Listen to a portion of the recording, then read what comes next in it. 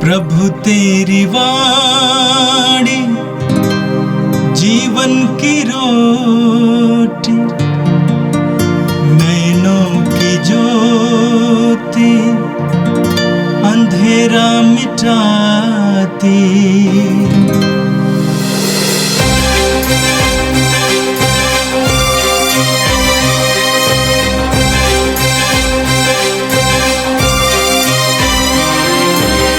प्रभु तेरी वाणी जीवन की रोटी, नैनों की ज्योति अंधेरा मिटाती। प्रभु तेरी वाणी जीवन की रोटी, नैनों की ज्योति अंधेरा मिटाती। वाणी वाणी वाणी वाणी वाणी पवित्र है, शाश्वत है, जीवन का मन्ना है। 3 अप्रैल सोमवार, पहला पाठ। नबी इसायास का ग्रंथ, अध्याय 42, पद संख्या 1 से 7। यह मेरा सेवक है, मैं इसे संभालता हूँ। मैंने इसे चुना है, मैं इस पर अत्यंत प्रसन्न हूँ। मैंने इसे अपना आत्मा प्रदान किया है, जिससे यह राष्ट्र में धार्मिकता प्रचार करे। यह ना तो चिल्लाता है और ना शोर मचाता है। बाजारों में कोई भी इसकी आवाज़ नहीं सुनता। यह ना तो कुचला हुआ सरकंडा ही तोड़ता है और ना धुआती हुई बाती ही बुझाता है। यह ईमानदारी से धार्मिकता का प्रचार करता है। यह ना तो थकता है और ना हिम्मत हारता है, जब तक यह पृथ्वी पर धार्मिकता की स्थापना न करे, क्योंकि समस्त द्वीप उसकी शिक्षा की प्रतीक्षा करते हैं। जिसने आकाश बनाकर फैला दिया और पृथ्वी और उसकी हरियाली उत्पन्न की है, जिसने उसमें रहने वाले मनुष्य को जीवन प्रदान किया और उसमें विचरने वाले जीव जंतुओं में प्राण डाले हैं, वही प्रभु ईश्वर यह कहता है, मैं प्रभु ने दया कर तुमको बुलाया और तुम्हारा हाथ पकड़कर तुमको संभालता है। मैंने तुम्हारे द्वारा अपनी प्रजा को एक विधान दिया और तुम्हें राष्ट्र की ज्योति बना दिया, जिससे तुम अंधों को दृष्टि दो, बंदियों को मुक्त करो और अंधकार में रहने वाले को ज्योति प्रदान करो। यह प्रभु की वाणी है। संत योहन के अनुसार पवित्र सुसमाचार, अध्याय 12, वाक्य 1 से 11 तक। पास्का के 6 दिन पहले ईसा बेथानिया आए। वहां लाजरुस रहता था, जिसे उन्होंने मृतकों में से पुनर्जीवित किया था। लोगों ने वहां ईसा के सम्मान में एक भोज का आयोजन किया। मार्था परोसती थी और ईसा के साथ भोजन करने वालों में लाजरुस भी था। मरियम ने आधा सेर असली जटामांसी का बहुमूल्य इत्र लेकर ईसा के चरणों का विलेपन किया और अपने केशों से उनके चरण पोंछे। इत्र की सुगंध से सारा घर महक उठा। इस पर ईसा का एक शिष्य यूदस इस्करियोती, जो उनके साथ विश्वासघात करने वाला था, ये बोला, 300 दिनार में बेचकर इस इत्र की कीमत गरीबों में क्यों नहीं बांटी गई? उसने यह इसलिए नहीं कहा कि उसे गरीबों की चिंता थी, बल्कि इसलिए कि वह चोर था। उसके पास थैली रहती थी और उसमें जो डाला जाता था वह उसे निकाल लेता था। ईसा ने कहा, इसे छोड़ दो। इसने मेरे दफन के दिन की तैयारी में यह काम किया। गरीब तो बराबर तुम्हारे साथ रहेंगे, किंतु मैं हमेशा तुम्हारे साथ नहीं रहूंगा। बहुत से यहूदियों को पता चला कि ईसा वहां है। वे ईसा के कारण ही नहीं, बल्कि उस लाजरुस को भी देखने आए, जिसे ईसा ने मृतकों में से पुनर्जीवित किया था। इसलिए महायाजकों ने लाजरुस को भी मार डालने का निश्चय किया, क्योंकि उसी के कारण बहुत से लोग उनसे अलग हो रहे थे और ईसा में विश्वास करते थे। यह प्रभु का दिव्य सुसमाचार है। ख्रिस्त प्रभु की जय। मेरे प्रिय भाई और बहनों, आज के सुंदर दिन के लिए हम प्रभु को धन्यवाद दें। हम पुण्य सप्ताह में प्रवेश कर चुके हैं और ये पवित्र सप्ताह हमारे लिए अनुग्रह प्राप्ति का समय है।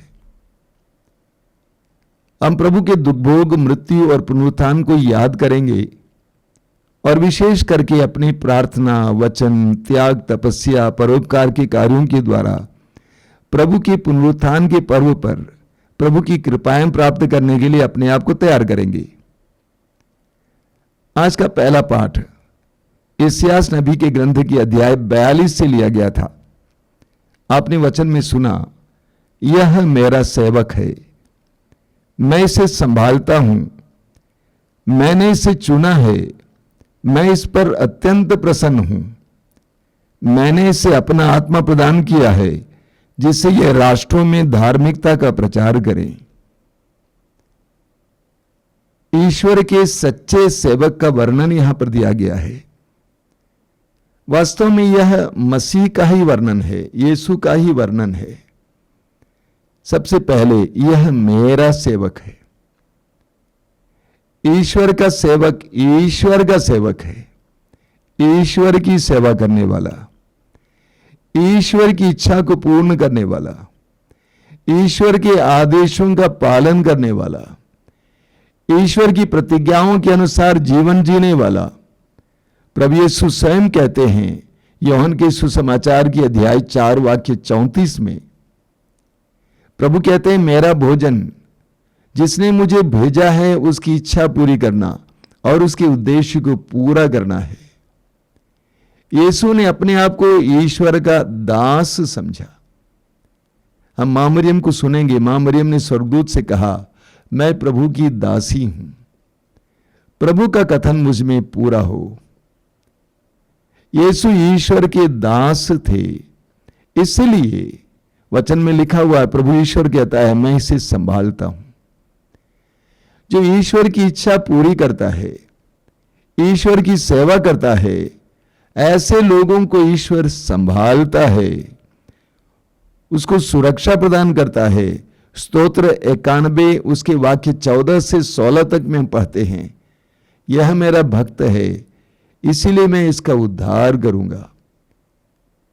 तो प्रभु ईश्वर उन लोगों का ख्याल करता है, उन लोगों को संभालता है जो उनकी सेवा में लगा रहता है। आगे लिखा हुआ, मैंने इसे चुना है, मैंने इसे चुना है और मैं इस पर अत्यंत प्रसन्न हूं।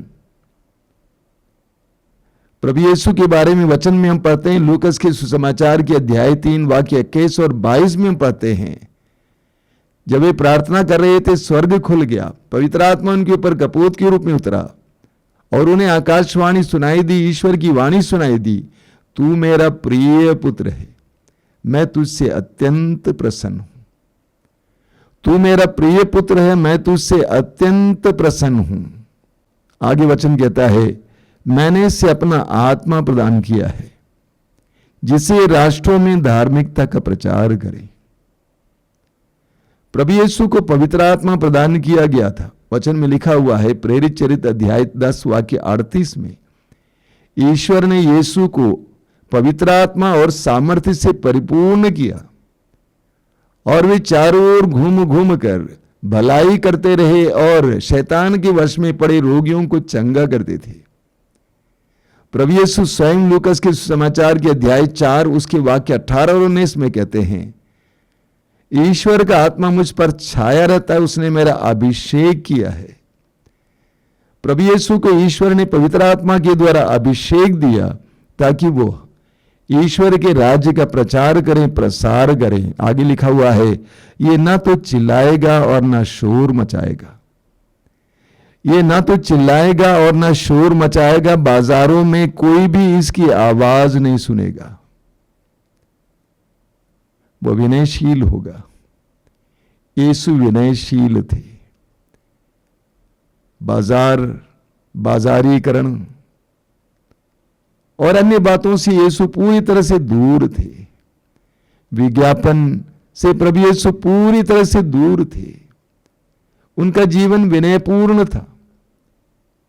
इस्यास नबी के ग्रंथ के अध्याय 53 उसके वाक्य 7 में मसीह के बारे में, यीशु के बारे में लिखा गया है, वध के लिए ले जाए जाने वाले मेमने की तरह वह चुप रहा, मौन रहा। प्रभु यीशु स्वयं कहते हैं मत्ती के सुसमाचार के अध्याय 11 वाक्य 29 में, मुझसे सीखो क्योंकि मैं स्वभाव से विनम्र और विनीत हूं। यीशु स्वभाव से विनम्र और विनीत थे। आगे लिखा हुआ है, ये ना तो कुचला हुआ सरकंडा ही तोड़ेगा और न धुआंती हुई बत्ती बुझाएगा। ये ना तो कुचला हुआ सरकंडा ही तोड़ेगा और न धुआंती हुई बत्ती ही बुझाएगा। यीशु ने लोगों में जीवन का प्रसार कराया। यीशु ने मृत्यु के मुंह से उस व्यभिचार में पकड़ी गई नारी को छुड़ाया। यीशु ने मृत समान रोगियों को स्वतंत्र किया। यीशु ने दुष्ट आत्माओं में पड़े लोगों को स्वतंत्र किया। यीशु ने जीवन को प्रमोट किया, जीवन को बढ़ाया, दुर्बलों को ख्याल किया। यूहन्ना के अध्याय 10 वाक्य 10 में प्रभु कहते हैं, मैं इसलिए आया हूं कि उन्हें जीवन मिले, बल्कि परिपूर्ण जीवन मिले। सुसमाचारों में हम पढ़ते हैं कि प्रभु यीशु सर्वत्र जीवन देते रहे, जीवन देते रहे। आगे लिखा हुआ है, ये न तो थकेगा और न हिम्मत हारेगा जब तक ये पृथ्वी पर धार्मिकता की स्थापना न करें, क्योंकि समस्त द्वीप इसकी शिक्षा की प्रतीक्षा करेंगे। ईश्वर का सेवक कभी थकता नहीं है। ईश्वर का सच्चा सेवक कभी हिम्मत नहीं हारता है। यीशु कभी थके नहीं, यीशु कभी हिम्मत नहीं हारे। यीशु पर गलत दोष लगाया गया, अन्यायपूर्ण सजा सुनाई गई, इसके बावजूद यीशु हारे नहीं, थके नहीं। अंतिम पल तक अपने जीवन को बनाए रखा, ईश्वर के प्रति समर्पण को बनाए रखा। अंत में हम पढ़ते हैं कि जिससे तुम अंधों को दृष्टि दो, बंदियों को मुक्त करो और अंधकार में रहने वालों को ज्योति प्रदान करो।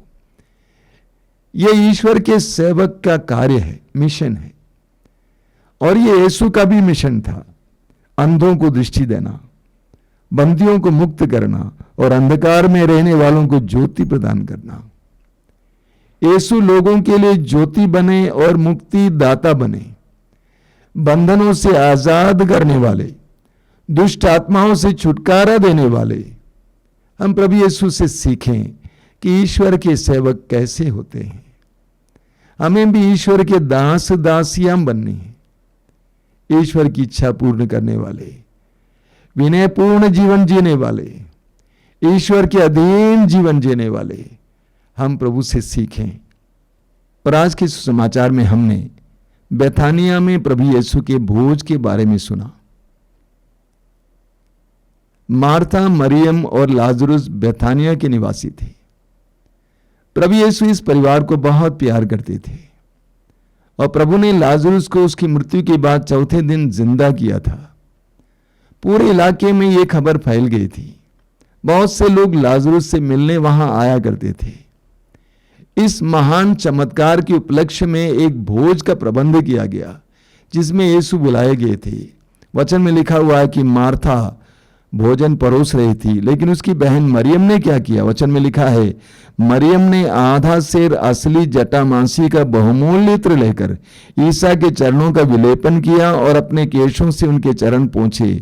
इत्र की सुगंध से सारा घर महक उठा। बहुत कीमती इत्र था। उस जमाने में मेहमानों के साथ इस तरह किया जाता था। आजकल हमारे यहां भी कभी कभी ऐसा किया जाता है। इस पर ईसा का एक शिष्य यूदस इस्करियोती, जो उनके साथ विश्वासघात करने वाला था, ये बोला, 300 दिनार में बेचकर इस इत्र की कीमत गरीबों में क्यों नहीं बांटी गई? और यूहन्ना लिखते हैं, उसने ये इसीलिए नहीं कहा कि उसे गरीबों की चिंता थी, बल्कि इसलिए कि वह चोर था। प्रभु यीशु के चरणों को इतने कीमती इत्र से विलेपन किया गया। यूदस को बुरा लगा, इसलिए नहीं कि इतने अच्छे इत्र से विलेपन किया गया, बल्कि उसने पैसे की दृष्टि से देखा। उसने कहा कि इस इत्र को बेचकर वो पैसा गरीबों को क्यों नहीं दिया गया। कभी कभी हम में से कई लोग भी कई चीजों को पैसे की दृष्टि से देखते हैं, आर्थिक दृष्टि से देखते हैं। पैसे से भी मूल्यवान अन्य कई बातें हैं, प्रेम, भक्ति, दया, सम्मान आदि पैसे से भी मूल्यवान है। कभी कभी हम लोग गरीबों के बारे में सोचते हैं स्वार्थ के लिए। यहां पर यूहन्ना लिखते हैं कि उसको गरीबों की चिंता नहीं थी, बल्कि इसीलिए कि वो चोर था। वो दूसरे नजरिए से देख रहा था। प्रभु यीशु ने क्या कहा? प्रभु यीशु ने जवाब में कहा, इसे छोड़ दो, इसने मेरे दफन के दिन की तैयारी में यह काम किया। प्रभु यीशु की मृत्यु से करीब 1 सप्ताह पहले की यह घटना है। प्रभु जानते थे कि बहुत जल्दी वे मरने वाले हैं, तो प्रभु कहते हैं इसने मेरे दफन के दिन की तैयारी में यह काम किया। आगे प्रभु कहते हैं गरीब तो बराबर तुम्हारे साथ रहेंगे, किंतु मैं हमेशा तुम्हारे साथ नहीं रहूंगा। गरीब सर्वत्र हैं, उनकी सेवा करनी चाहिए, लेकिन जैसा कि प्रभु यीशु ने कहा, जो कैसर का है कैसर को दो और जो ईश्वर का है वो ईश्वर को दो। इस दुनिया में बहुत सारे लोग ऐसे हैं जो गरीबों के बारे में ही सोचते हैं, जिनके प्रति ईश्वर के प्रति सम्मान, प्रेम, आदर और उनकी सेवा के लिए समय नहीं है। प्रभु यहां पर हमारे सामने ये बात रख रहे हैं कि जो कैसर का है वो कैसर को दो और जो ईश्वर का है वो ईश्वर को दो। अगले वचन में हम पढ़ते हैं कि लाजरुस के कारण बहुत सारे यहूदी यीशु के पास आए, इसीलिए पुरोहितों ने निर्णय लिया कि हम लाजरुस को भी मार डालेंगे, क्योंकि लाजरुस लोगों को यीशु के पास लाता था, या लोगों को यीशु के पास आने के लिए लाजरुस निमित्त बना, माध्यम बना। आज भी बहुत सारे लोग, बहुत सारे यीशु के सेवक सेविकाएं जो यीशु को लोगों तक पहुंचाने के लिए माध्यम बने हुए हैं, उनके साथ अन्याय होता है, अत्याचार होता है। उनके साथ भी वही बर्ताव होता है जो पुरोहित लाजरुस के साथ करना चाहते थे। आइए हम प्रार्थना करें। आज के सुंदर पाठों के लिए प्रभु को धन्यवाद दें। हम प्रभु से प्रार्थना करें कि हम प्रभु के प्रति समर्पित बने। हम वास्तव में यीशु की तरह ईश्वर के सच्चे सेवक सेविकाएं बने। हम यीशु को दूसरों तक पहुंचाने के लिए माध्यम बने, निमित्त बने। प्रभु यीशु धन्यवाद देते हैं आज के सुंदर दिन के लिए। इस पुण्य सप्ताह के पहले दिन के लिए धन्यवाद देते हुए हम प्रार्थना करते हैं, हम सभी को तेरी कृपा के योग्य बनाना। इस सप्ताह में हम तेरे दुखभोग, मृत्यु और पुनरुत्थान का पर्व मनाएंगे। ये समूचा पर्व समारोह हमारे लिए कृपा का माध्यम बने। ए प्रभु यीशु, इन वचनों को सुनने वाले मेरे भाई बहनों को आशीर्वाद देना। आज का संपूर्ण दिन उनके लिए कृपा का दिन बने, उन्हें संरक्षण देना, सुरक्षा देना। हमारी इस प्रार्थना को ग्रहण कर, आमीन। प्रभु तेरी वाणी जीवन की रोटी, नैनों की ज्योति अंधेरा मिटाती। वाणी वाणी वाणी वाणी वाणी पवित्र है, शाश्वत है, जीवन का